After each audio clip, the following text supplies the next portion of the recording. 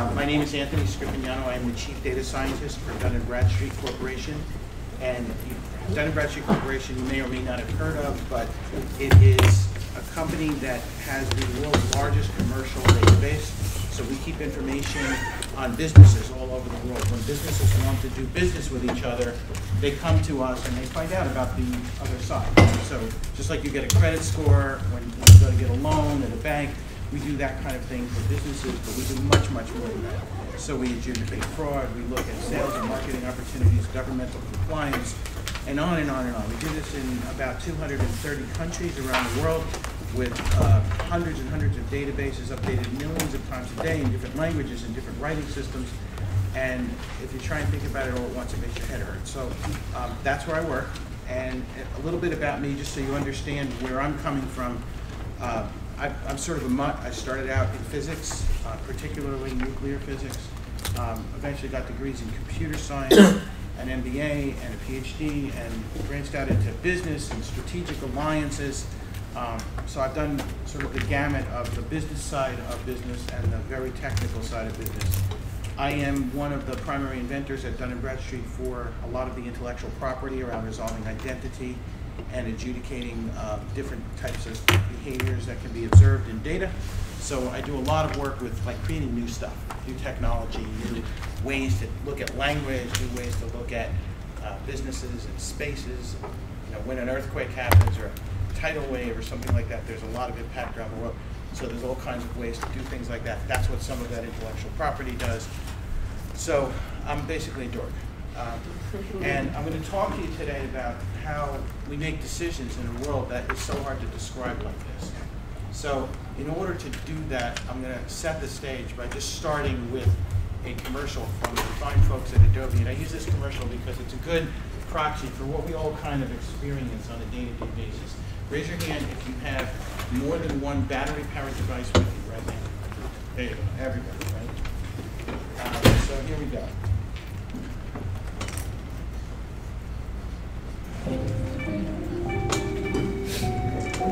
Peter, come take a look at this. Look at this. The numbers, they keep getting bigger and bigger. Clicks are off the charts. Yeah.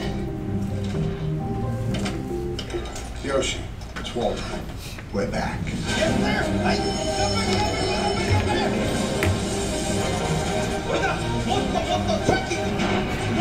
need more trees. More, please. I'll get you more trees. Everything you got to work on right now.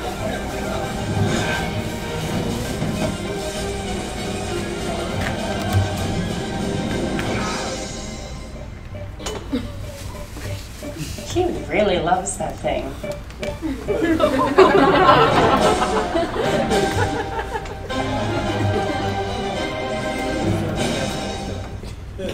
Well, it's really funny, but it's really sadly close to the truth. We've got a lot of bad data science going on out there right now where organizations are, not Adobe by the way, they're amazing, but organizations are making decisions with ridiculously small amounts of data. And they're making them with machine learning and neural networks and all kinds of fancy visualizations and tools, and it must be right because we used all this technology. And all that stuff you have, your phone, and you go, oh, it's on the internet, it must be true. And that's funny. You say that and you say, well, we know that everything out there isn't true, and yet we behave as if it is. So some of the hard, cold facts, depending on whose numbers you want to use, about 85% of the data that we're creating right now as a society is unstructured data. We don't have the techniques to look at that unstructured data in a meaningful way in most cases. We can do very simple things like, clustered sentiment analysis, right? We look for words that are considered to be bad words and good words, and we can decide if the speaker of these words feels good or bad. It's pretty easy to trick tools like that. And then the people who have those tools say, well, yes, but then you can train them. Yes, you can, but by the time you're done training them, the way the language is being used has changed. So, we look at a word like destroyed, and we say, well, destroying is bad. Okay, if I see destroying, then it's bad. Well, what if you're destroying cancer? Well, that's good. Okay, here's the rule. If you're destroying something good, then destroying is bad. If you're destroying something bad, then destroying is good. Okay? What if you're destroying the act of destroying something good? Is that good or bad? Please stop talking, right? You can't make it. You can't train these tools as fast as we can evolve language. There was a language class in one of the Ivy League schools.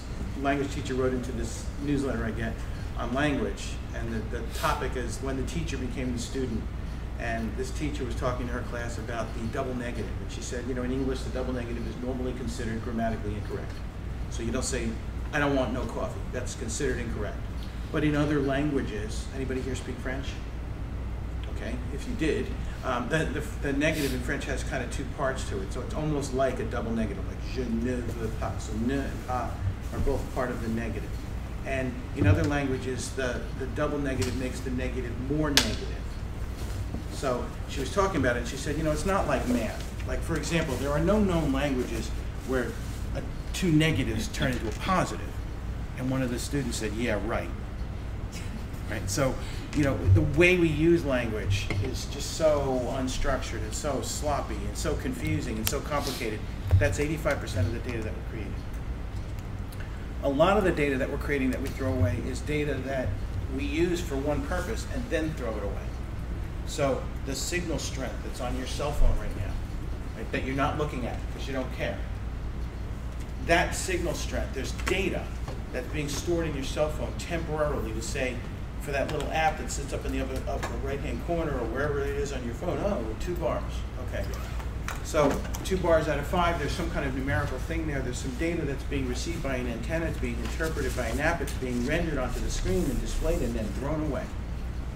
Well, if you think about all the data that your phone is creating as you walk around in this sea of data and you're creating data and your phone is constantly talking to cell towers and saying, are you here? Yeah, I'm here. Can you hear me? Yep, I can hear you. Can you hear me better? Yeah, I can hear you better. All right, I'm going to talk to you and not him. And that's going on all the time, and you're not using it, right? Well, airplanes, cars, cell phones, all the telemetry in the hospital, some of this stuff gets saved, most of this stuff gets thrown away. So the big challenge is what happens when we start using all of this stuff. And what we're seeing right now in business is organizations are starting to realize how valuable their own data is. And then they're starting to say, well, wait a minute, the word they use is monetize. We can monetize this data. So if we're delivering packages to businesses, what do we know? Well, we know someone's receiving a package and someone's sending a package. And the fact that they're receiving it and sending it is an indication of commerce, and it might be an indication of fraud, and it certainly is an indication of the volume of business and the import-export duties, and all those things where things are going back and forth. That data is pretty valuable, right? Those are called dyadic relationships. They imply the relationship between one party and another, or one thing and another, one entity and another. Well, if you have data like that, I want to talk to you, because that kind of data is really valuable. It's not very valuable. Give it to me. I'll take care of it. So, everything works perfectly, but not really. Everything looks like it's working perfectly, and then stuff happens. And when stuff happens, it tends to happen and break very quickly now in this world where everything's connected to everything. So I'm going to talk about 4 things today. I'm going to talk about the aspects that make data complicated, what we call the 5 Ds. I'll get into it. I promise it won't hurt. It's really valuable information. It's a good context for those of you that have no background in data and computer science, and for those of you that do, my forgiveness, but I ask your forgiveness, but I'll probably talk about it in a slightly different way. And then I want to talk a little bit about asking meaningful questions. So how do you ask a question about a universe of data when you don't know how big that data is? I'll give you a simple example of that. If I wanted to know right now what the average age of everybody in this room is, I could go to every single person and I could say, could you please tell me your age? And maybe some of you would refuse. Maybe some of you come from a place where in your first year of life you're considered 1 year old, and here we're considered 1 year old when we get to our first birthday. So maybe I have to do some adjustment of the data. Maybe some of you would lie. But I could probably tune that process for a group this size and get a pretty good estimate of the average age in the room. That's a knowable fact, and it's not changing while I'm measuring it substantially, because the rate at which you age is substantially slower than the rate at which I'm going to go through the room and ask a question like that. If I went to everyone and I said, show me how much money you have in your wallet, maybe it's a little bit more discernible because I can see the wallet, and maybe you have more than one wallet. But so there's certain questions that are a little bit easier to estimate the degrees of wiggle room between the quote-unquote truth and the reality. What if I wanted to measure the average health of the people in this room? That's a trickier question, right? Because we all have a different definition of health. I may define health as, you know, you've got a good blood pressure and pulse and respirations and skin color and temperature and somebody else defines health as cholesterol and complete blood count and, you know, uric acid levels and BUN and creatinine and all the stuff that's on a blood test. And somebody else defines health as spiritual health and, you know, are you a good person and are you angry and are you harboring, you know, a lack of forgiveness, and all of those are different definitions of health, right? So if I wanted to measure that, that's a much squishier kind of thing. So how you ask the question is very much about what kind of answers you can get in this sea of data where you can never see the end of it. Now, if you don't believe me about the sea of data, one more example that I like to use is no one in this room right now, there's, I don't know, 40, 45 people here, I can guarantee you, including the gentleman that just walked in the door, that not one of you is thinking about how your shoes feel. Now you're all thinking about how your shoes feel. Now some of you are trying not to think about how your shoes feel, right? How does our brain do that? You're sitting with a neural network in between your ears that automatically rules out the data about how your shoes feel until I start talking about it. And then all of a sudden you start thinking about it. And then your brain starts going to other things like, well, why is he asking about how my shoes feel? And how are my shoes supposed to feel? And some of you are now starting to, I'm getting body language, like stop talking about my shoes, right? So if I stop talking about your shoes and I just continue to talk about something else, your brain will automatically stop ingesting that information at a conscious level. You won't be thinking about it anymore unless the floor started to heat up. And then all of a sudden you would start thinking about how your shoes feel again, right?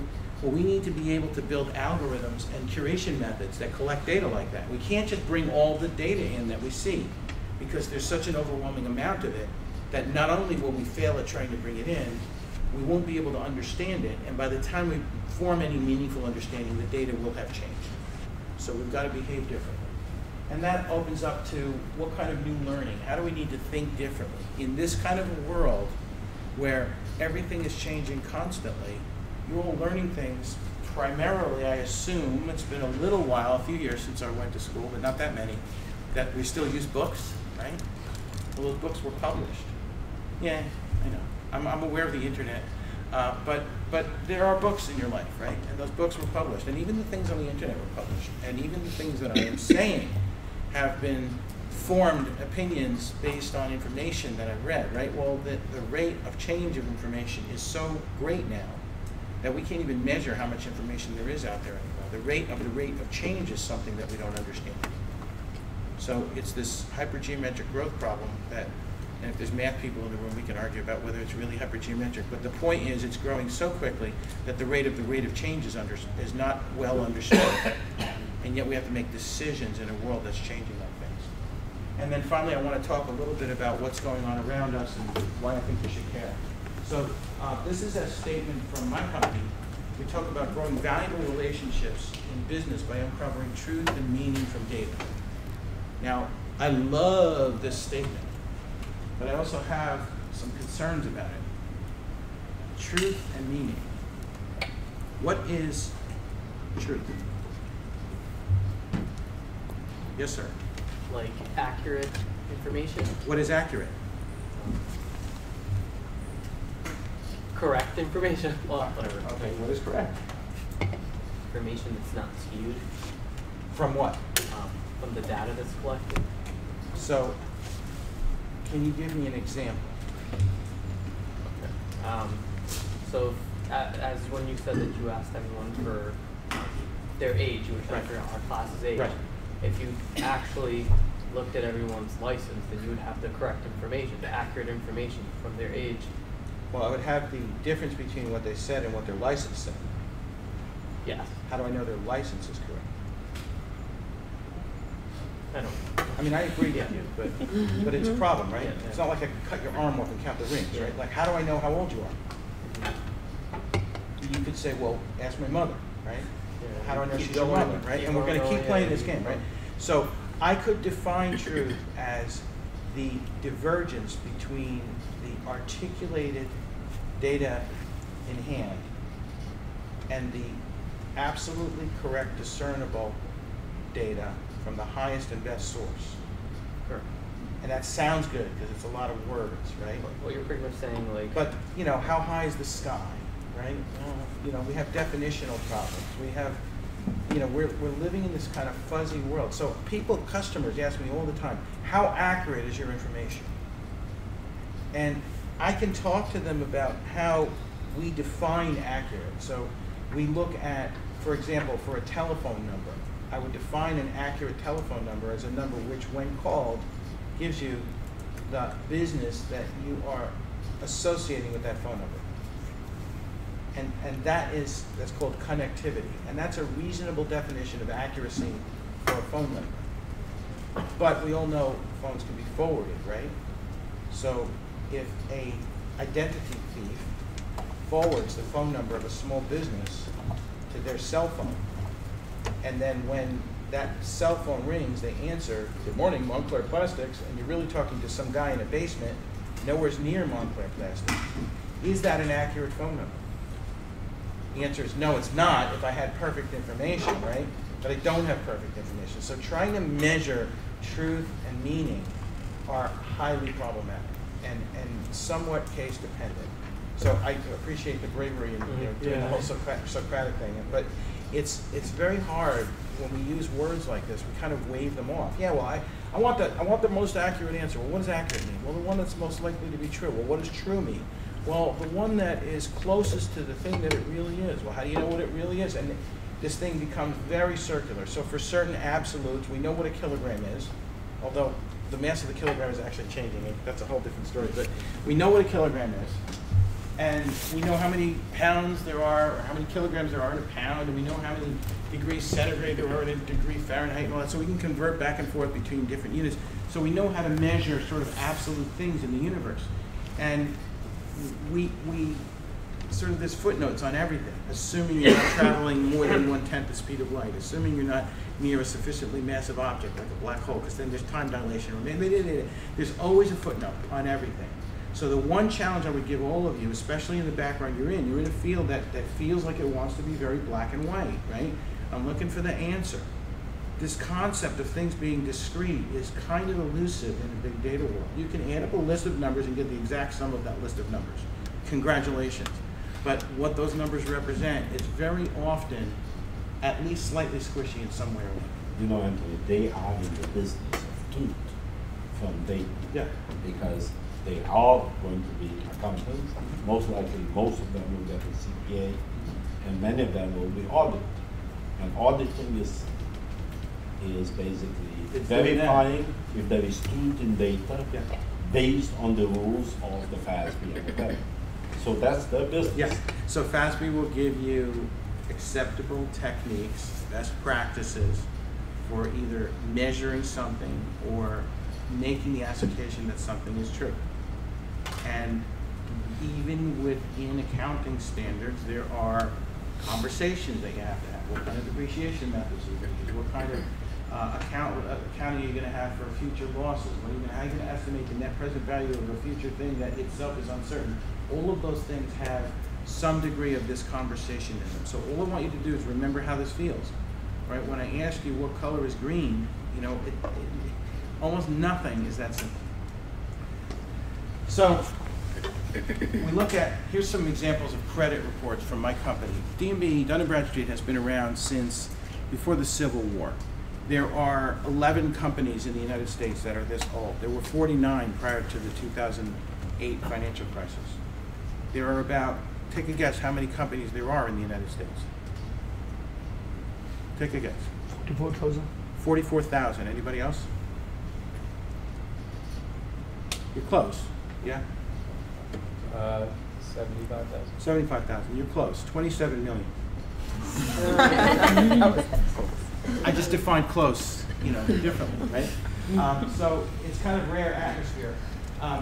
Look at the words in red. These are actual credit reports, right? It is said, reputed. I think it is safe, right? Those are very subjective assessments. And then look at purchaser of stolen goods. If you're going to say that today, you better be able to prove it, or you're going to be in court faster than somebody can say, yes, Your Honor, right? And what about to marry a fellow of no account? So it doesn't really matter who Hannah Griffith is. It matters who Hannah Griffith is marrying, because she's only a woman. Try getting away with that today, right? The world has changed an awful lot in this 170 odd years. Today, we have things like social media, and news, and user communities, and now we don't give subjective opinions at all. We say, your credit score is an 8. Well, what is that? That's another subjective opinion. It's an algorithm that reduces to a number that feels like it's absolute, but it's not. Because that score is based on how you've paid and how much money you've borrowed and all those things that happened in the past. Well, how do I know you're not going to go through some kind of transformation and behave totally differently from this moment forward, because you're so inspired by what I'm saying right now, right? So, you know, someone who doesn't pay, and when I say someone, a company who doesn't pay and never intended to pay is very different than one who doesn't pay because the world changed and their best intentions to pay have been altered by that change in the world. Well, we have to make those kind of subjective assessments when we deliver scores and ratings and reports and all of that. So the world really hasn't changed all that much in this 170 years. It's just that it's become more technologically complex, and we use a lot bigger words to talk about it, and we use these big grand hand gestures, and we talk about the cloud and big data, but a lot of these problems are the same problems. They're just cast in a more modern context. So there are 4 kind of corners of strategic thinking that we look, when we look at our strategy around collecting data about businesses, there's 4 things that we keep in mind in that context. The first one is, of course, big data itself. Now, and this isn't a computer science class, but how would you define big data?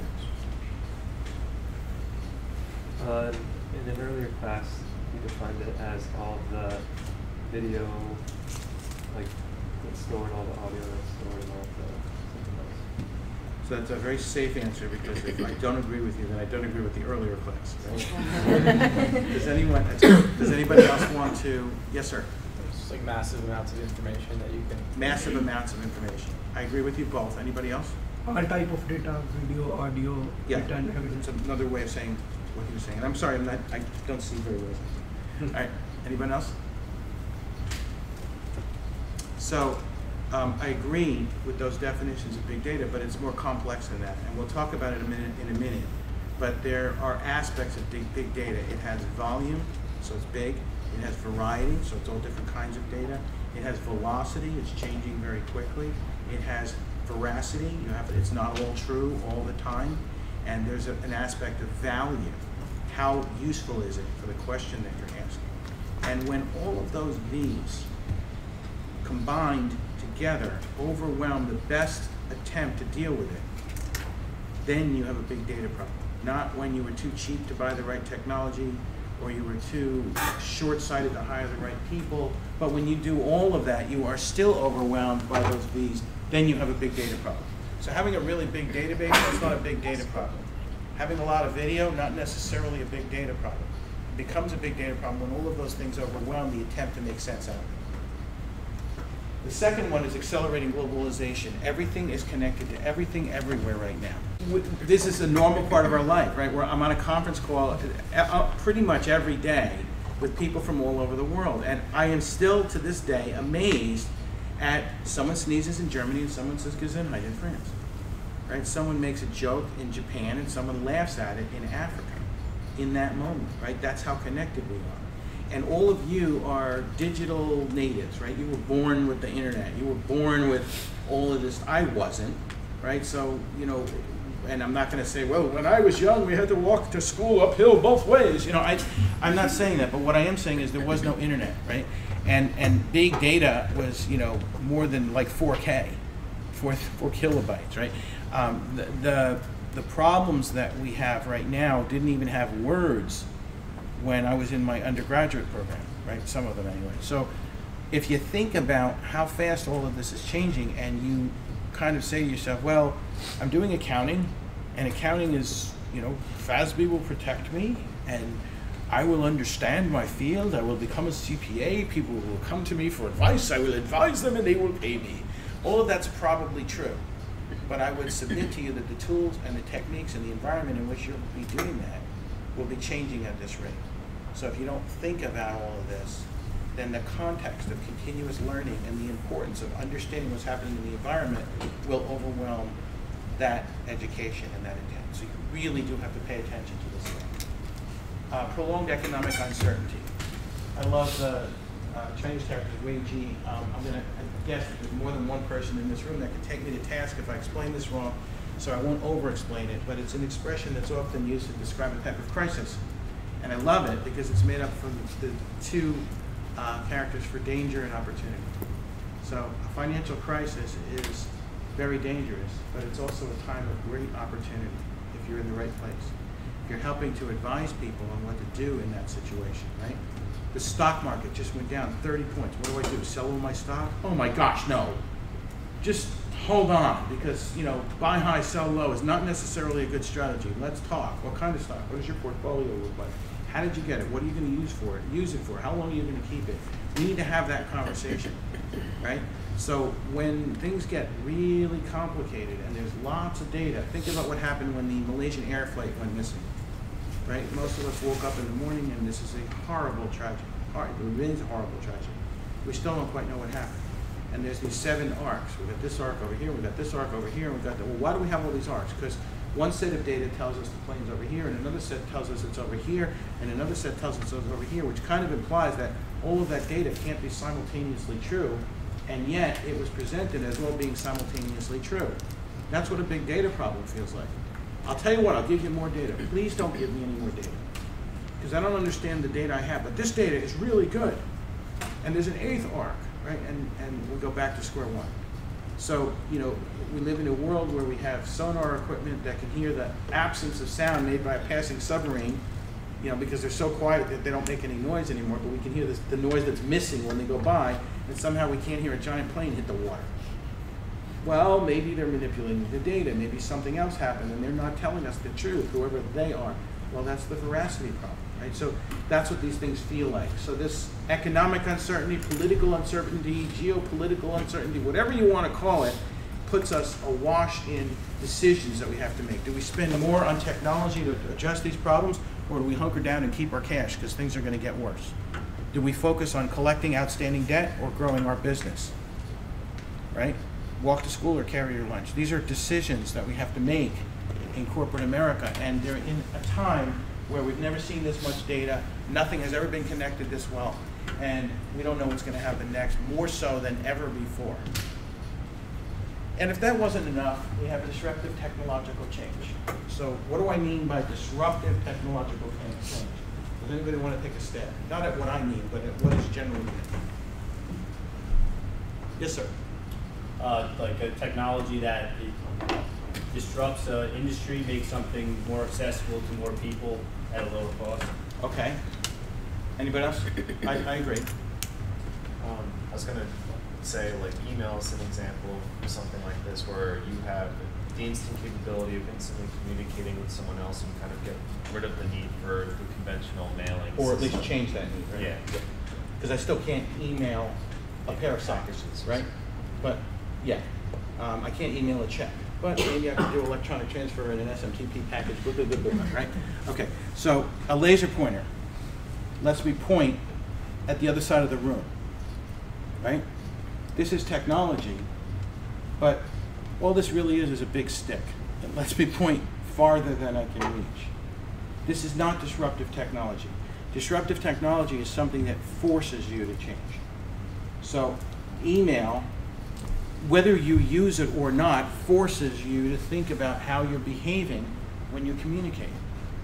And disruptive technologies are being released every day, every hour, every minute. There's something out there that threatens to force us to change our behavior in some way. Now, most of it doesn't. Most of it is just lipstick on a pig. It's, they've taken something that was already there, that was a problem, they've made it look sexier, they've made it look different, and they re-released it and they said, here's the new and improved version of the problem you had yesterday, and now it's more complicated, and you have to update your software, and you need a bigger computer, and there's an app that you have to install, and then it's still not going to work, right? But some of it is actually really, really good. Data visualization. I assume you're working with data visualizations, right? Potentially a disruptive technology. They allow us to look at data in ways that were previously either not possible or not feasible. So we can look at three-dimensional versions of our data and like fly through the data and see what's happening in a three-dimensional space. We can look at data shaped and it can change as the data is changing in real time, like the donut or the thing that you're looking at. We can look at visualizations that are kind of fractal, where you can zoom in on them and peel them apart and look at different regions. All of that is wonderful unless you have really crappy data. So really crappy data with an excellent visualization is still really crappy data. But now you have the illusion that it's really good because it's got this cool visualization. You say, well, look, there's a chart. I know what to do. It's right there. It's in the blue region. Well, you need to be asking the question of where did the data come from that's in this chart? What about all those needs before you make an assumption like that? So these are the corners of our strategy. This is what we think about when we decide what we're going to do with data. If we look at, I almost don't want to know who in this room might have been born before 1984, but regardless of that, in 1984, when we were supposed to be on the verge of, like this dystopia where everything was going to, George Orwell, right? We didn't have an internet yet. We had computers, we had algorithms, we had programming languages. I think we even had fourth generation programming languages by then. So we could do things like not quite natural language, but things that didn't require total dorks to write software to do things. But most of the qualitative decisions that we made were done by surveys or by interviews, because that was really the only way we could reach people. And then it was all about who could you get to. And if you wanted to do a survey, you had to physically go and talk to the people or call them on the phone or send them something in the mail and hope you got it back, right? All major problems. Well, now we can look at people's online footprint, we can look at their behavior, we can look at their Facebook profile, their LinkedIn profile, we can see how much they post and tweet and do all that stuff. And that's happening all the time. So I'm sure that as I'm pacing back and forth talking to you, something is tracking the fact that I'm moving back and forth, and maybe some algorithm has decided that I'm indecisive because I can't figure out where I want to walk, when in fact this is exactly where I want to walk. So those second and third order observations of this data, because you didn't get a chance to ask me why, get lost. So in 2015, it's not about getting the data, it's about being overwhelmed by the data. It's not so much about understanding where to store the data, it's about understanding what are the implications of storing it, right? Privacy regulations, there's privacy regulations right now in many countries that say you have to keep the data in this country. Well, what does that mean if it's in the cloud? What country is it in? I don't know. Really tricky problems.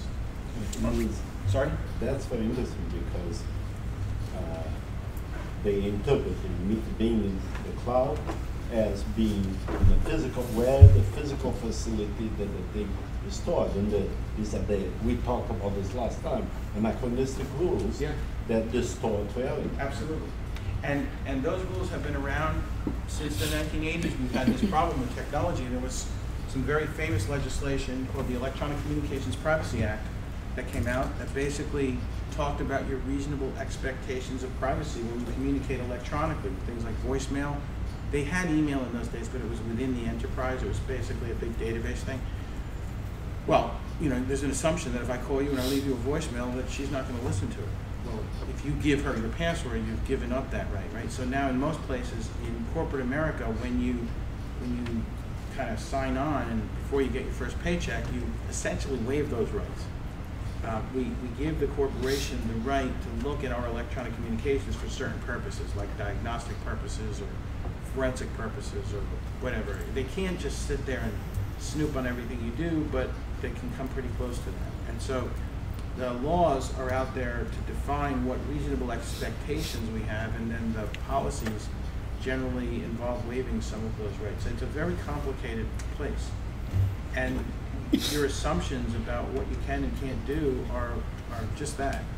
I do a lot of traveling internationally. I carry my phone with me. I work under the assumption, even though I know it's probably a joke, that no one, when I get off the plane in name a country, that someone isn't somehow tunneling into my phone and getting information out of my phone. If anything is that sensitive, I don't keep it in my phone. Because I understand that this is an electronic device that's connected to the internet, and if it's connected to the internet, it can be compromised, right? So what were you doing putting the secret plans to the flux capacitor on your cell phone? What's wrong with you? Why did you put that in Dropbox? Whoa, it's password protected. Seriously? Your password is Snoopy? All your passwords are Snoopy. It wasn't hard to figure out. So, you know, we've got to be better than that. And if we're not, we're going to be in big trouble because times are really changing now. And there is this imperative that not only is the change happening, but the rate at which the change is happening is increasing. And it's primarily happening because of our inability to deal with data that isn't conveniently organized for processing practice. Because the whole world is not a computer. Just like nobody's thinking about their shoes anymore until I mention that right now. And now you're thinking about it. Right? You've got to figure out how we do that and start doing that in our processes and our techniques, or we're going to be in big trouble. So these are those V's that I talked about. I promise not to go through every single row and column on this spreadsheet, but you can take your pick, what neighborhood you want to talk about. For each of these V's, I'm giving you an example of some of the new skills that we need, some of the risks of dealing with that particular V, and some of what I call inconvenient truths. So for example, for value, the inconvenient truth is that value deteriorates at an alarming rate. Data that was valuable a minute ago, 10 minutes from now, may be old news, right? Nobody really wants to know what the speed of the missile was 10 minutes ago. You know, you want to know what it is now. You want to know what the trajectory of the airplane is now. So a lot of this data that has a lot of inherent value, unfortunately, also decays at an alarming rate. Not all data that has inherent value, but a lot of it. Another inconvenient truth is over here, that more is better under value, under volume. More is not necessarily better. Nobody wants to try and use the Swiss Army knife with 200 blades on it. You know, they make one. You can buy them. But can you imagine trying to screw in a screw with that thing? You know, it's like this long, and it's ridiculous, right? So sometimes having more data, like with the airplane crash situation or airplane disappearance situation, you know, sometimes having more data just overwhelms the problem even more, and it prevents you from getting to that simplified solution. I'll give you a really quick example of that. There was a group of postdocs that were doing research for a company that was responsible for building codes. And they came, the building code people came to these PhD researchers with, we were talking before about a poorly formed research question. They said, we would like you to prove that stronger building codes result in safer buildings. Now that seems like a reasonable thing, that the stronger the building codes, the safer the buildings. But first of all, as a scientist, don't tell me what to prove. Tell me what question you have, and let the data and the experiment prove what it proves. So let the truth emerge. Don't tell me the answer and ask me to go prove it. So don't ever let anybody do that to you. So they went back and they said, we're not sure we can prove that. But what we will do is we will try and establish the relationship between safety and building codes. It will tell you what it is. It might be what you want to see, but it might not be, and you need to understand that. And they said, fine, go ahead, do it your way. So they went off and they started collecting information, and they quickly realized that this term safety was just too nebulous. They couldn't, you know, what does safety mean? That people don't slip and fall, that people don't lose their money from getting things stolen. Eventually they decided that what was really meant was physical safety, and it was too ambiguous. So they said, all right, what we're going to study is we're going to study deaths versus building codes. We're going to look at where people died, because that's pretty black and white. You're either dead or you're not dead. But for more or less, you know, there's still a question of if you're in a fire in a building and they take you to the hospital and you die a month later from infection, did you die because they didn't treat your infection, or did you die because you got the infection from being burned in the fire? They had very long debates, and eventually they got to, all right, it's still too difficult because there's so many ways you can die.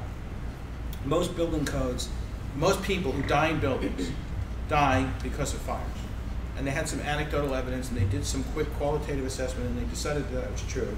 They said, all right, what we're going to study is deaths by fire in buildings. Are you guys okay with that? They said, yes, just please do the study, right? So they go away and they start studying it, and they said, by the way, we need this globally.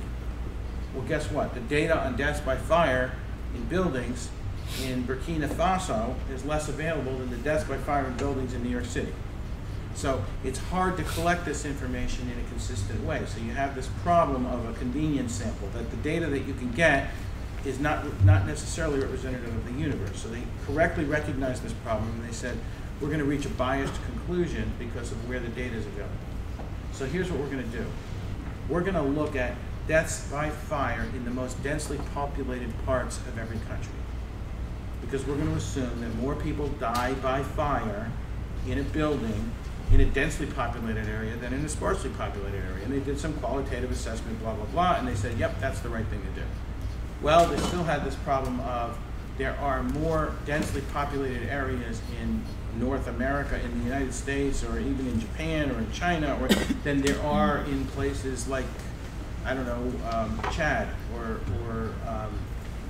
New Zealand, right? So it's very difficult. So what they said was, no problem, we're going to do deaths by fire per capita. And deaths by fire per capita, well, if we divide by the population, that'll normalize the data. They still have the problem of there's more data available in some countries than others. So this is where they made what I call the grand simplifying assumption. This is where they got paid for being smart and not for working hard. They said every country's capital city will be among its most densely populated cities. It won't necessarily be the most densely populated city. Like in the US, Washington, D.C., New York City. I think New York City is probably more densely populated. I don't even know, but it probably is. Doesn't matter. Close enough. We're going to look at the capital cities of every country on Earth. So there's only about 230 countries on Earth. We're going to collect the data on deaths by fire per capita. So we're going to correct for the size of the population in that city, and we're only going to collect one data point per country. And that's how we're going to look across the world in a consistent way. Brilliant piece of simplification of big data. Guess what the safest city was, by the way, and why? Washington? Why Washington? I said Washington because I thought probably we have a safer fire response time, and there's hydrants everywhere, and not every country has that. Okay, I mean, you didn't go to the building code, but that's okay. You're saying that the ability to put the fire out is less, and less people will die because they put the fire out, which might not be what the building code people want to learn, but that would be a very valid assumption, and you're basing that on the fact that it's a first world country that high-tech capability, there's lots of fire departments. Excellent reasoning. You're wrong. It's actually Bolivia. Why Bolivia? The answer is the highest capital city in the world, because it's oxygen that matters. And it turns out that oxygen, or lack of oxygen, is what makes fires less likely to start or sustain. So the problem is, in that case, what they discovered was the correlation between the fire tetrahedron and fires, right? And now they went back to the building code people and they said, maybe we didn't prove what you wanted us to prove, but it's all about oxygen. And the building code people said, that's okay, because we can't control oxygen, but we can control the quality of the building material, which is another element of that fire tetrahedron. So we're going to put more emphasis on building codes that have to do with flammability than on building codes that have to do with getting in and out of the building or any of the other things that building codes control or regulate. So it's an example of a big data problem that overwhelms some really smart researchers and eventually turns into a grand simplifying assumption that eventually turns into something that could literally save lives. When we look at the questions that our customers ask, they're simpler. You know, should we lend money to this company? Should we, can you help me find customers that look more like my best customers? Those kinds of questions. And that question hasn't changed all that much since the 1870s. What has changed, though, is the noise, right? There's so much data now about the same thing that we have trouble getting to the reality. And even while I'm talking to you, that noise has changed, right? So what do we do in a situation like that? We need different techniques. You see me, you know what I look like, you hear my voice. If we go outside, you could find me. If there was a fire drill or something like that, you could find me, right? But what if there was 1,000 people outside, or 10,000 people, or 100,000 people, or 1,000,000 people? At some point, you have to say, wait a minute, I'm never going to find him in this crowd. Does anybody have his cell phone number? Let's call him and ask him where he is. Or better yet, let's call him and ask him to go to that clock, and then we'll go meet him there, right? So we have to do this with data. We have to think about it in a different way in order to get to that same answer. What we've been doing so far, if we look at the data, as businesses, is we've been spending more on IT.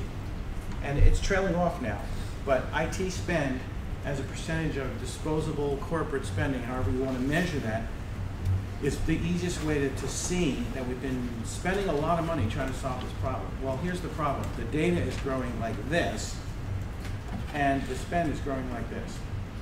So even though we're spending a lot more, the rate at which we're underspending the amount of data that's there on a rate of change basis is increasing, and it's increasing with a geometric function. So we're not going to spend our way out of this. We have to do something different. And that means asking different kinds of questions in business. That means using different kinds of technology, hiring different kinds of people, etc. This is an example of one of the models for looking at disruptive change in a more sophisticated way.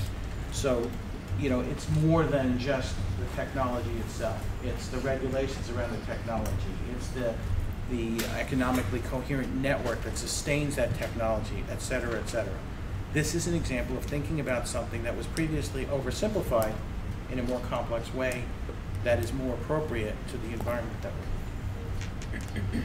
It's a quote, it's a little dated now, it's a few years old, from McKinsey, talking about how the shortage of people that have a background in deep analytical skills is going to grossly outpace the demand, and we're already seeing this.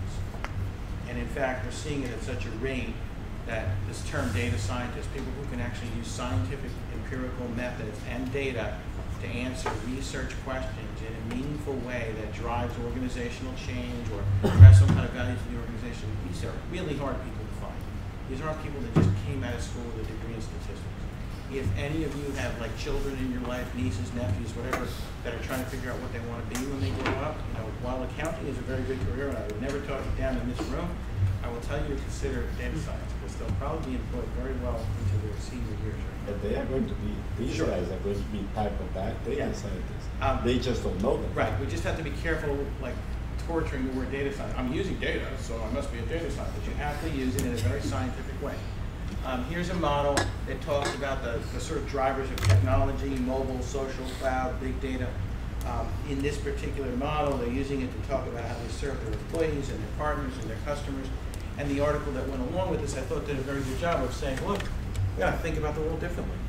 We can't just talk about whatever it is the business. Let's say we make pickles, right? Well, we make pickles. What's the big deal? How much data can there be in pickles?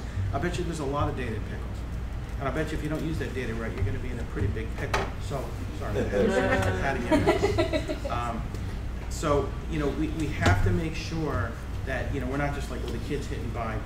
More please, I'll get you more please. You know, you got to use more data than that. I love that guy, by the way. This is our data center in the 1960s.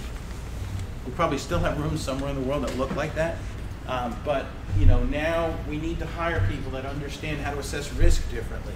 We need to hire people that can assess fraud differently. We need to hire people that understand what our competitive gaps are. What, you know, somebody could come along, an organization could come along and claim to do what we do by looking at hair color better than with all the data that we're looking at.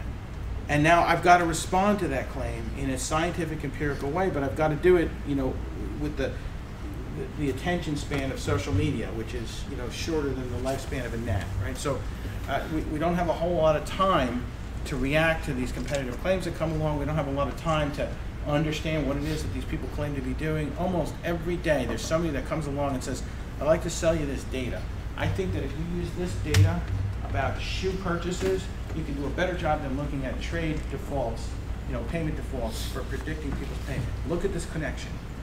And, you know, maybe there is one, right?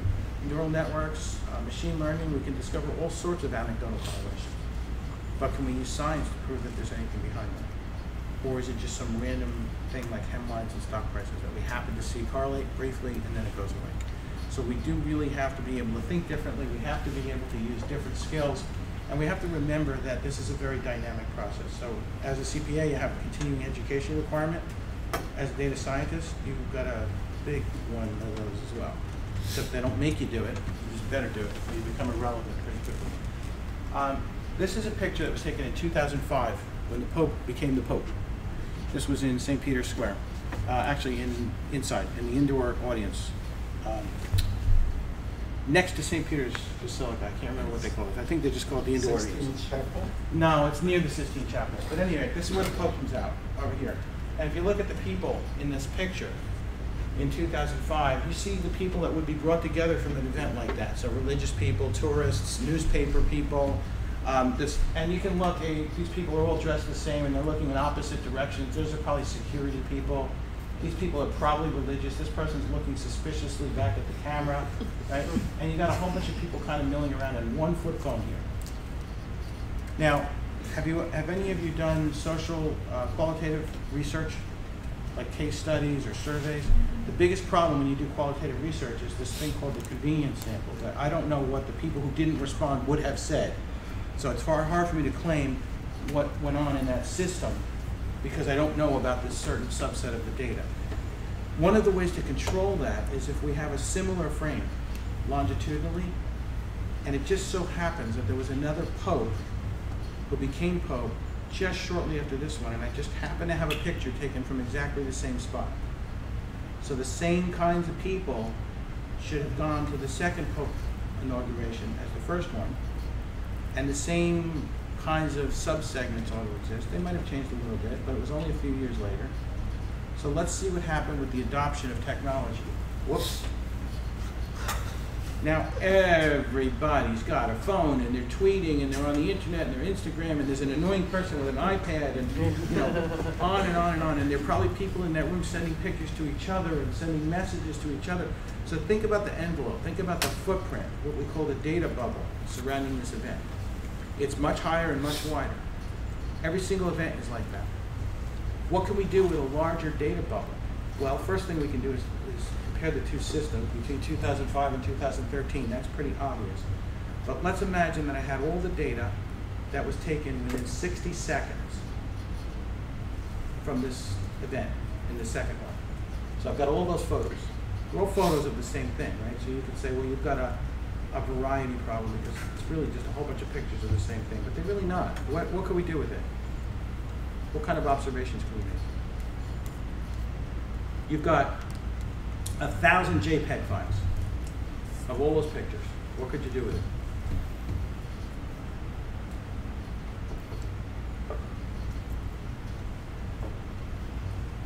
Count, compare. Count and compare what? Compare one picture with the other. You could get a much better circumference by checking out the picture. You have an image of the entire room. Yeah. It also, I guess, if they're taking the pictures on their cell phones, a lot of times their GPS, the geotagging is on, Yes. so you can know which people. So there's metadata associated with the JPEGs, right? And I could look at the metadata and I could see things like how many people took the picture with an iPhone or how many people took it with a digital camera, right? I could compare the density, the pixel density, right? If I have a different megapixel densities on the pictures, I could do something with the adoption of technology. I might equate that with distribution of wealth, or at least willingness to spend on digital technology, right? I might take the pictures and look at which ones, as the Pope came out, were zoomed in on the Pope, and which ones were zoomed out on the audience, and draw some kind of conclusion about the association with who was more interested in the religious aspects of what's going on, and who was more interested in the event itself, right? And on and on and on. I could look at the data, I could look for those photos, and I could surf the internet, and I could see if those photos had been posted, and I could maybe discover the social networks of some of the people that were in this room, and I could see how those social networks overlapped, and on and on and on and on. So the second, third, and fourth order observations that can be made with this data are not even difficult. And we're just talking about 1,000 photos. Now what happens when you have 1 million tweets or 1 billion tweets? What do you think we could do with that? Quite a bit. This is my nightmare. These are some of the things that are happening in business that I don't quite know what to do with yet. We're on the mission, but we're not yet there yet. So we've been talking about big data, and down here on the bottom you can see some of the things that we need to do in order to deal with these phenomena. So new technology skills, data science, we've been talking about that. Unstructured data, really nasty problem, right? Data that's not conveniently organized for us, that has no observable ontology. It's not really unstructured, it's just structure that has yet to be revealed. Data that's in multiple languages, right? If I look at data that is written another writing system. Does anybody here speak Greek? You speak Greek? Okay. So keep me honest. Don't give away the answer.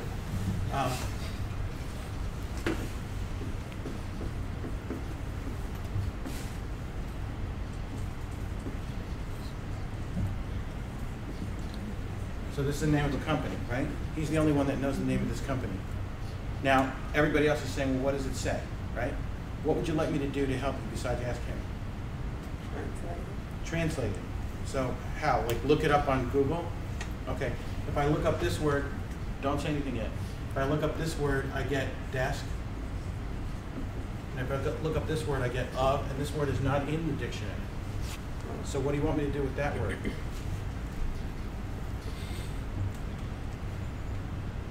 Well, you're having trouble because you can't read it, right? Because you can't read the Greek alphabet. How about if I transform it into the Roman alphabet? It's just sound, right? So this is a gamma, so I'll make that a G. That's a iota, so I'll make that an I. It's hard to speak and write R-G-I-O-U. So it's desk of Georgiou, right? Anybody getting anything here yet? Does this look like anything to anybody? Do you see George in here? Right? This is like the Greek equivalent of apostrophe S. So this is like George's desk. Now, this is a real estate company. Does it say George's desk? It says writing of George or George's writings. Oh, I'm sorry. Oh no, it does say that. It does say that. It also says George's office. Raphael. I thought you wrote Raphael. No, Raphael. That's really sloppy, right? Yeah. Right? Yeah. Okay? So, desk and office are the same word in Greek, and writing is a very similar word. What the?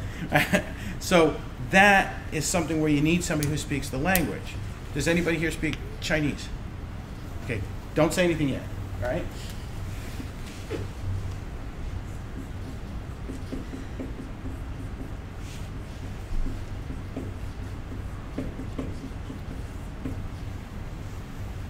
Okay? Now, do you know what this company is? Yes. Okay, don't say it. You know what this company is? Okay.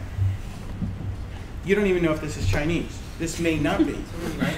This could be Japanese. This could be Korean, Hanja, right? This could be lots of different things. But let's assume that it's Chinese, okay? What would you like me to do? Translate it? Okay, I'll translate it. Keep me honest, right?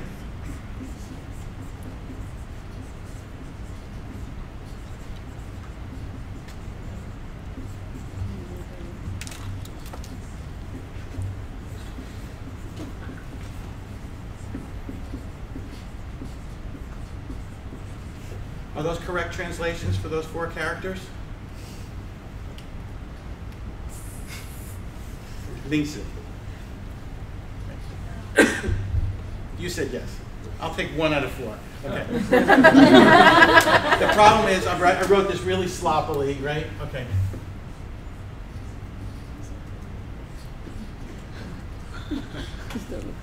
Right? The other problem is that this is actually a character that has more than one meaning. So you may or may not know that meaning. The other meaning is this shape, right? Which can be a parallelogram or a rhombus or a tetrahedron or a polygon or a diamond if you rotate it this way, right? That's probably what you're thinking, right? So this must be the 3-diamond company in the Center Kingdom, right? Well, Center Kingdom, everyone knows is China. That's a metaphor. It's like the Big Apple. That says China. But in China, they don't call China China. They call it Zhongguo, and that's what this says.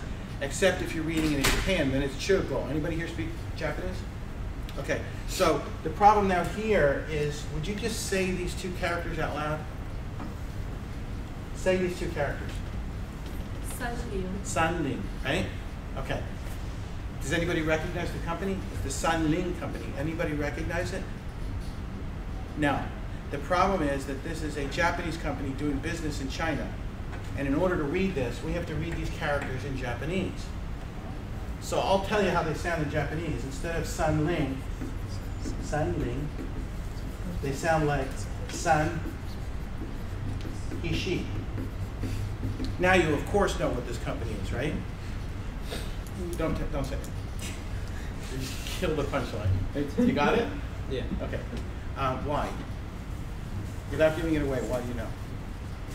Well, I looked it up. Oh, well, then you had. Okay, I can't even get mad at him because I asked him to Google something before, but I'm curious how you Googled it. But anyway, so the problem here is that this character, if it means water chestnut, is pronounced hishi in Japanese. But if it means diamond, they change the pronunciation like Caribbean and Caribbean, and this becomes bishi. And there's a grammar rule in Japanese that when you count ishi, ni, san, shi, when you count 1, 2, 3, 4, but when you count magic markers or beers or diamonds, you use different words. I don't know why. So it's hitatsu, futatsu, mitsu, and this is the Mitsubishi company. Right? Trying to solve a problem like that in the data, if he's not in the room, is a really, really ridiculously complicated problem. And this problem is one of those 4. Suppose you look at this unstructured data. This is a bag from a shopping mall. I went shopping for electronic goods. This is my bag. What do you see? Different brand names? Brand names. What kind of brand names? I see Mitsubishi. Pioneer. Is that Mitsubishi Electronics or Mitsubishi Motors or Mitsubishi Bank? I'm not sure. I If think you it's had a to car. guess. I would think a car. You think Motors. that Mitsubishi Motors would be with Sharp and NEC Oh, yeah, no. and Electronics. would you like to change your answer? Yes. Electronics. Okay. Because of the neighborhood that it's in, right? I know normally you would think cars, right? So our ability to do that is something like not thinking about how your shoes feel. I don't know how we do it. We just do it. I actually do know how we do it, but that's another story. What are some of the second and third order observations we can make here? Well, you could potentially say that Mitsubishi might be the top one out of that group, Why? and then Pioneer might be second because Mitsubishi seems to be the largest print. So you've made an assumption that those with larger names paid more for their advertising. Yeah. Very valid assumption. What else? They're all advertising in the same space. That makes them what? Competitors. Right? They all paid something for this advertising to an advertising company. That makes them what? Customers of the advertising company. Right? There's this magic diagonal from upper left to lower right that is better real estate than lower left to upper right. One of them has their name only in Kansa and well, actually in kanji here. So maybe they're only interested in advertising to people who can read kanji. Actually, even not so much because it's too blurry and you can't read it. So we can start to make lots and lots of second and third order observations if we actually challenge ourselves to do that. And then the last one is this box park. Box park really scares me. It's an example of a virtual business. You can buy a set of shipping containers from this company along with the name that they'll silkscreen on it, and you can have the goods stored in their warehouse. Then you can have your store shipped somewhere, set it up, and then you can break it down and send it somewhere else and call it something else. So you can have the Hello Kitty Mall and the Surfer Dude Surf Shop and the Christmas tree store, and it's all the same business. And you're moving it around. Guess what we use to figure out a business? Their name and their address. What do we do with an eBay power seller when their address is an email address? And the relationship of payment is happening through something like PayPal. Well, now we can't see default payments, right? So these kinds of behaviors are changing the way we think about business. That doesn't mean we're not data inspired. That doesn't mean that we don't feel that there's some truth and meaning that we can uncover in this. And so we have to stop talking about big blocks of data. We have to start talking about how it's connected. We have to stop talking about how much data we can buy and talk about how much data we can understand. And those are the new behaviors that are important. Here's some examples of my company all over the world. And you can see Donbaishu, you can see it in Chinese here, you can see this is basically Donando Bradstreet. This is like Donando Bradstreet written with a Japanese accent in kanji. Here's our new logo, here's our old logo. You gotta be able to connect all this stuff. You gotta have capabilities to do this. Here's a whole bunch of companies that are called D&B that are not my company. This guy's a carpenter. People are calling him for credit reports. He's trying to make carpentry, right? If you really get sick of all this, you can go to D&B for drinks after work. And that's not us either, right? We laugh, but we've got to teach algorithms to be able to discriminate stuff like this. The good news is we can do all that, so you don't have to worry about that. Here's some problems with people. So the problem with people is you are not your name. If you ask me to prove who I am, you know, I told you who I was at the beginning. You saw my name up there. I said who I was. I brought somebody who you trust who said, yep, that's him.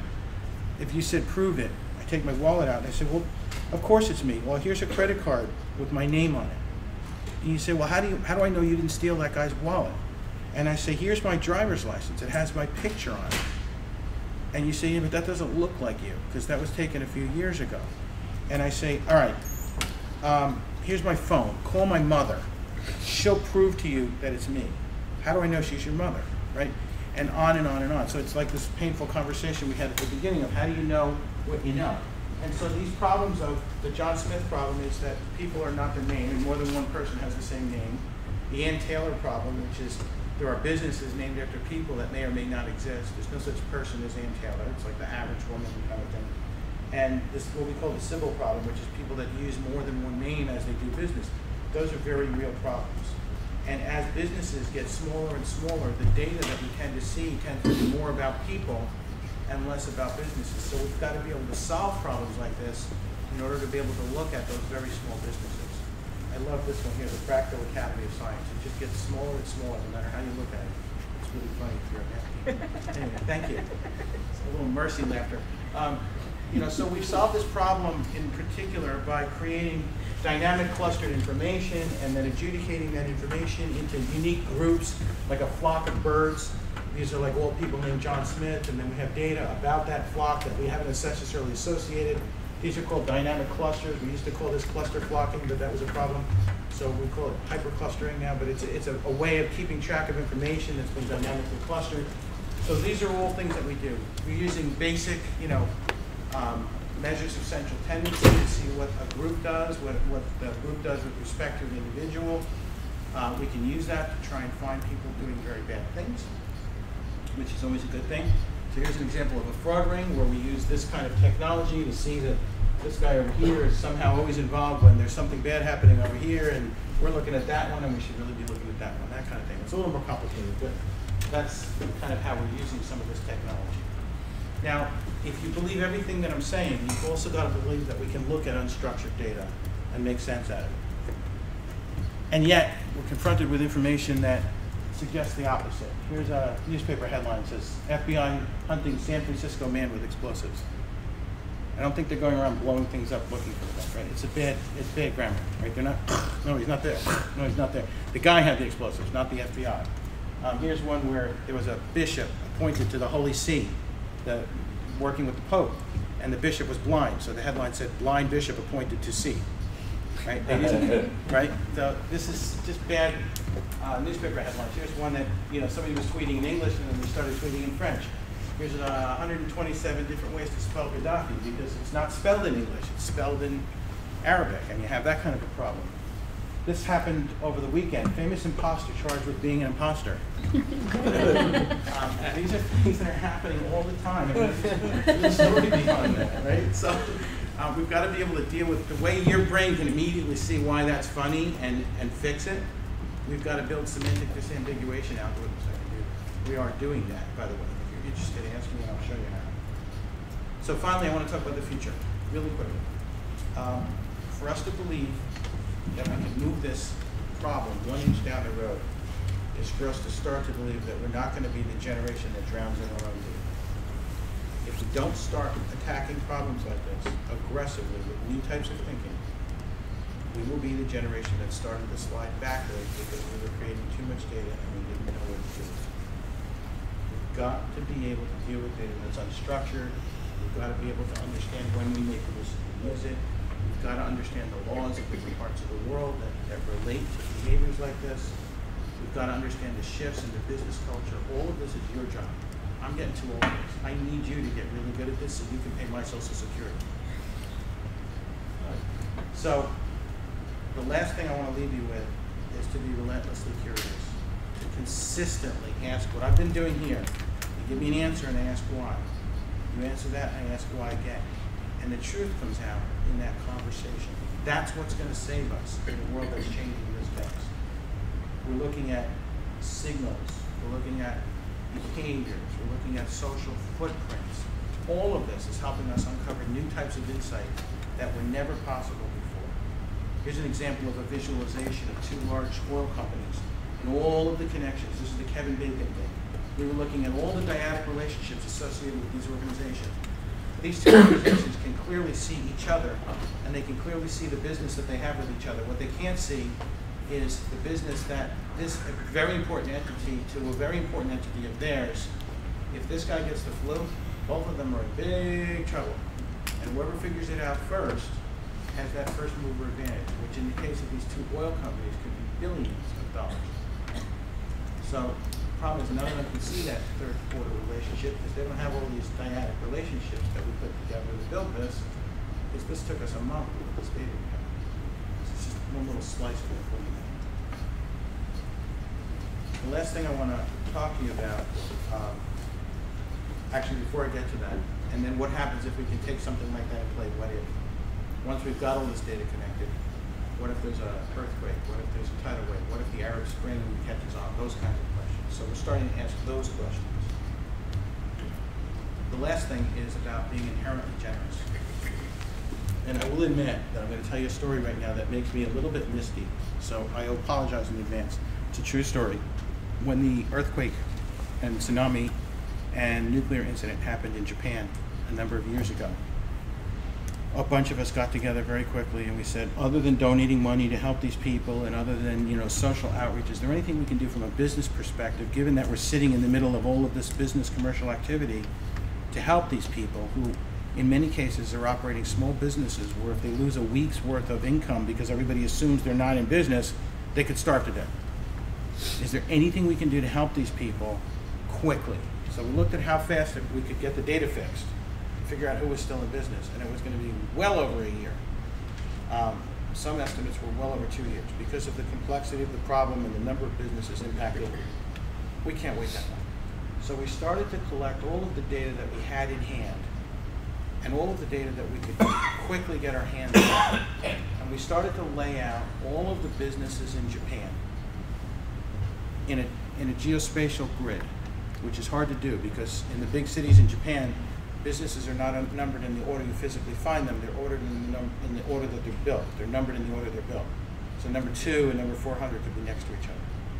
So you have to do this geospatial extrapolation called geocoding in order to do that. We already had that capability. This is the Ishinomaki fish market. And you can see before the event and after the event, this building is not there, right? So we were able to build a workbench. Now we're not trying to do this times 1, we're trying to do this times very many, very quickly. And in this workbench, we were able to put the dot of where the entity was and where the earthquake was, and using propagation algorithms, figure out how shook up they got. We were able to look at broken and unbroken straight lines before and after and figure out what happened to the infrastructure around the business. We were able to look at the tidal wave and the edge of the tidal wave and figure out whether they got wet or not. If they were inside the edge of the tidal wave, were they above the water line or below the water line? We were able to look at the brightest point and the darkest point and where they transition to find the skyline and then calculate the regression equation under that skyline and compare it to the frontal mass of the building, the surface area of the building, to figure out how much destruction was physically observable when we had before and after pictures. We built 19 different car detectors. In this case, we looked at different reflections to find the windshield, because the windshield is at a different angle than the front and the back of the car. We found crowdsourced radiation data. People were driving around and hitting a button on an app and recording the radiation. We took all of this data and compiled it together with algorithms that were built heuristically to depict, to behave like similarly instructed, similarly incented people that would investigate these businesses. And we were able to fix all the data in 3 months, including building all that capability. When we were done, we had this incredibly powerful collection of data. Unbelievably valuable to business in Japan and global business. Guess what we did with it? Gave it. Put it on the internet and gave it away for free. Sometimes it's not about making the next dollar. it's about having an impact that's bigger than that event. So the last thing I want to leave you with is that challenge to ask yourself when you have one of those opportunities. I'll never forget that opportunity. There's some notes here that you can look at later in terms of summarizing what I've been saying around how we need to think differently, how the world is differently, and how the challenge to you is a very imperative one. If you took nothing else away from this, ask why. Don't just accept this is the way it's done. Don't just say, let's go out and collect all the data and then figure out what it means. You got to be better than that. So, this guy, who I think we can all agree was a pretty smart gentleman, Albert Einstein, he said that we can't solve problems by using the same kind of thinking we used when we created them. We have to change our mind. We have to change the way we think. He also said something else very closely related to that. Everything should be made as simple as possible for yourself. So my challenge is don't oversimplify, but think differently. I know you can do it because I'm watching the faces on everybody in this room and I don't see anybody looking at the watch. So thank you very much for paying attention for all this time and good luck with your shoes.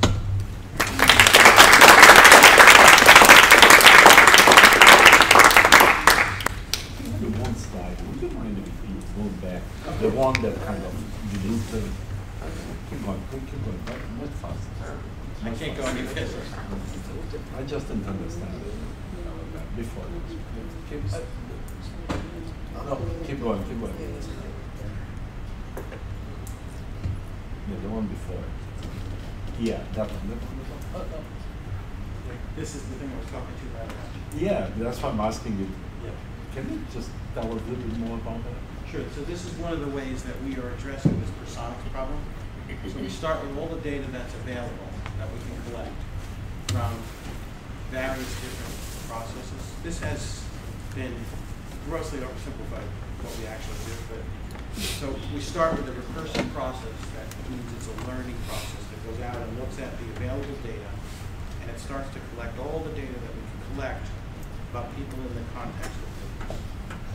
We take that data, and that's a constantly tuning process that never stops. So it's not step one, you do this, step two, you do that. All of these steps are constantly happening. We call those indicia, the pieces of data that describe a person in the context of business. When we get two or more of those indicia that can be connected through a set of constantly tuned rules. So for example, we might say James, Jim, John, Jack are all variants of the same name. And we're going to consider all of those to be potentially the same given name. Now that may or may not be a good thing to do, right? We can say John and Yanni and I can't do it in another language right now, but are all just linguistic variants of the same thing. We can say that if I see Peixin Xiao and Xiao Peixin, that might be the same person because he may or may not have inverted his name when he did business in a different way. All of those rules allow us to build something called a dynamically clustered environment. Going from this environment to this environment, we call that protocluster transition, moving from one place to another based on a set of rules. Then we get to these unique persona, so individuals, if you will. We call them souls. These are not permanently connected pieces of data. These are temporally connected pieces of data based on the information we have in that moment. And then we take that data and we collect clusters of those to create those hyperclusters. At the same time, all of these rules are constantly going on. So this is a loop within a loop, within a loop, within a loop, within a loop, within a loop, within another loop. And all of that is how we adjudicate identity. All of that will go away in a flash if I don't find my charger. I don't know if that helped or made it worse. Yeah. Probably worse. Okay? No.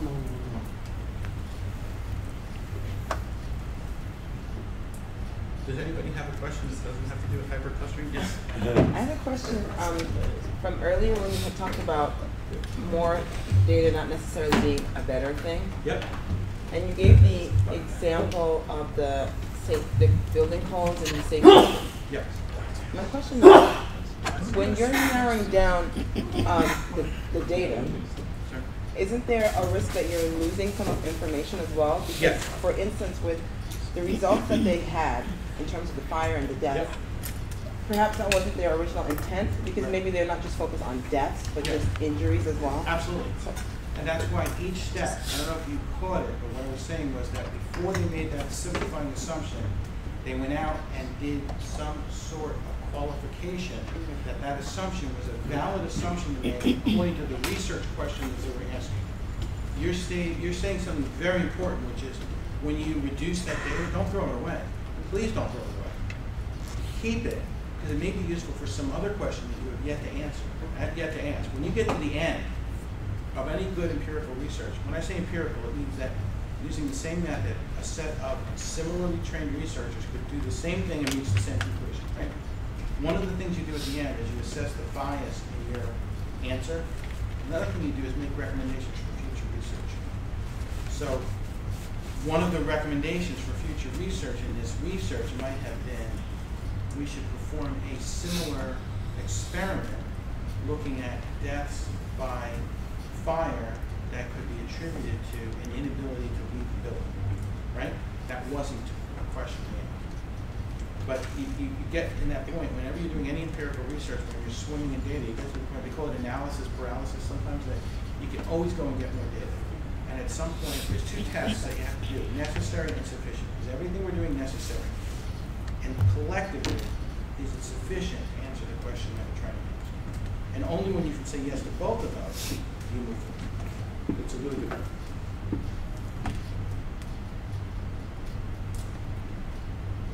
Yes, sir. I guess, like, what made you want to go into big data?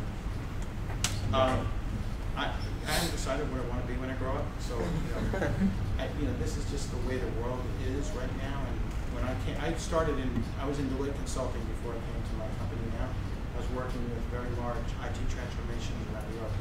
So I got very involved in big data, if you want to call it that, at that time, because ERP systems are all about moving the data around and getting it right and clean and sources of truth and all that. But I've been very involved in identity and particularly multilingual problems, as you can probably tell. So I'm not really a big data guy. I'm more of a business person that understands a lot about the implications of data in business. I wouldn't.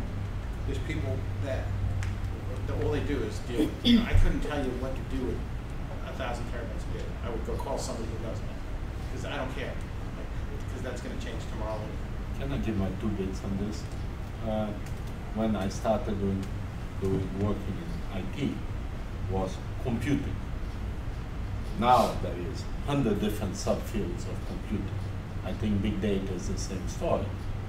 There is people that do the IT part of it, just storage, capture, interpretation, fuzzy sets, big data for confirmation of X, Y, Z.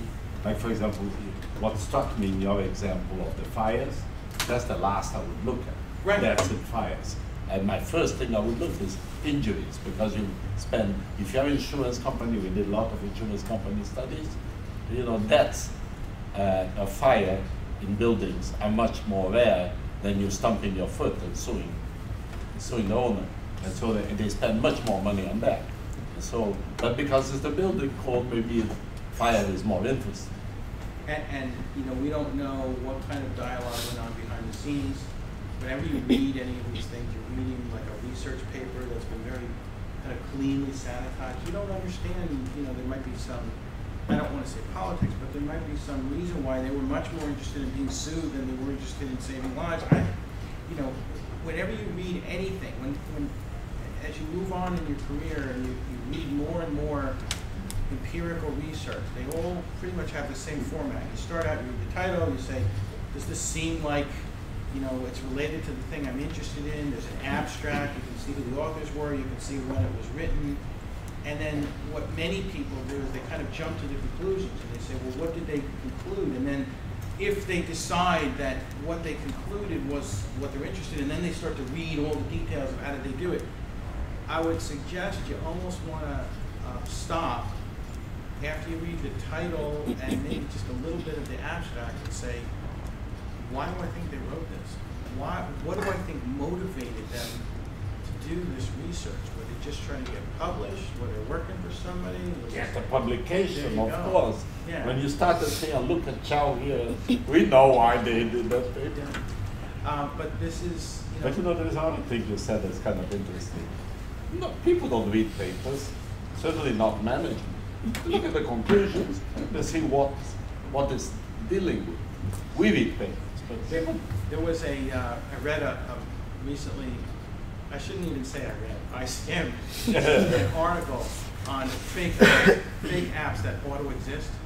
And one of them was an app that prevented you from forwarding anything if you hadn't read at least 30% of it before you forwarded it. So you would get the eye tracking device and maybe measure the neural weights. Yep. Funny. So, I just have to tell you, I talk about this a lot, and I talk about it in different parts of the world, and none of you are computer science majors. All of you could easily say, yeah, whatever. You're not. And, bravo, because that's very impressive.